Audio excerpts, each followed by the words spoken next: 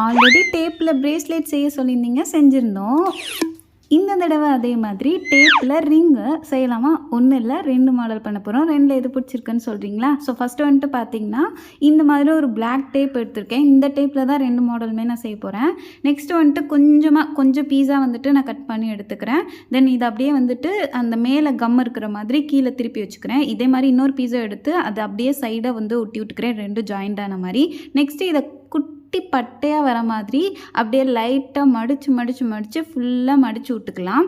இப்போ ஃபுல்லாக மடித்தோன்னே இந்த மாதிரி தான் இருக்கும். தென் வந்துட்டு இவ்வளோ லென்த் நமக்கு தேவையில்ல. ஸோ அதனால் நம்மளோட ஃபிங்கர் சைஸ்க்கு ஏற்ற மாதிரி மெஷர் பண்ணி கொஞ்சம் அதோட அதிகமாக இருக்கிற மாதிரி லைட்டாக கட் பண்ணி எடுத்துக்கிறேன்.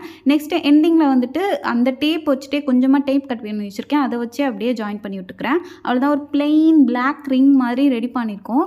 ஆனால் இதுக்கு வந்து டெக்கரேஷன் பண்ணால் தான் ஓரளவுக்கு நல்லாயிருக்கும். ஸோ அதனால் இந்த மாதிரி ஒரு மிரர் ஸ்டோன் மாதிரி எடுத்து அங்கே இங்கே கொஞ்சம் ஸ்பேஸ் விட்டு ஃபுல்லாக நான் வந்து ஒட்டி எடுத்துக்கிறேன். ஃபைனல் லுக் பார்க்குறதுக்கு இப்படி தான் இருக்கும். இந்த பிளாக் கலர்லலாம் ரிங் இருக்கும்ல, அதில் ஸ்டோன்ஸ்லாம் ஒட்டியிருக்கும்ல, ஸோ அந்த தீமில் பண்ணலான்னு சொல்லிட்டு தான் நான் பிளாக் கலர் டேப் வந்து சூஸ் பண்ணியிருந்தேன். ஸோ ஓகே, ஃபஸ்ட்டு மாடல் பார்த்துட்டீங்களா? செகண்ட் மாடல் பார்ப்போமா? இது கொஞ்சம் வந்துட்டு டிஃப்ரெண்ட்டாக ட்ரை பண்ணலாமேன்னு சொல்லிட்டு ஒன்று ட்ரை பண்ணேன். என்ன டேப் வந்து ஆல்ரெடி கட் பண்ணி வச்சுட்டேன். இதை வந்து கட் பண்ணிட்டு அதே மாதிரி லைட்டாக மடிச்சு விட்டு இந்த மாதிரி ட்விஸ்ட் பண்ணி விட்டுக்கிறேன். அப்படியே சுட்டி ஃபுல்லாக முடிஞ்ச வர சுருட்டி விட்டு லைட்டாக இழுத்து விட்டுக்கிறேன். நெக்ஸ்ட்டு இதே மாதிரி 3 ரெடி பண்ணி வச்சுருக்கேன். இப்போ இதை வந்துட்டு ஒரு ஜடை மாதிரி பின்னலான்னு நினச்சேன். ஸோ இந்த மாதிரி பின்னுறப்போ மேலே எடுத்துகிட்டு வந்துச்சு. ஸோ அதனால் லைட்டாக டேப் ஒட்டிட்டு அதுக்கப்புறம் அப்படியே ஃபுல்லாக ஒரு ஜடை லுக்கில் வந்துட்டு அப்படியே பின்னி எடுத்துக்கிட்டேன்.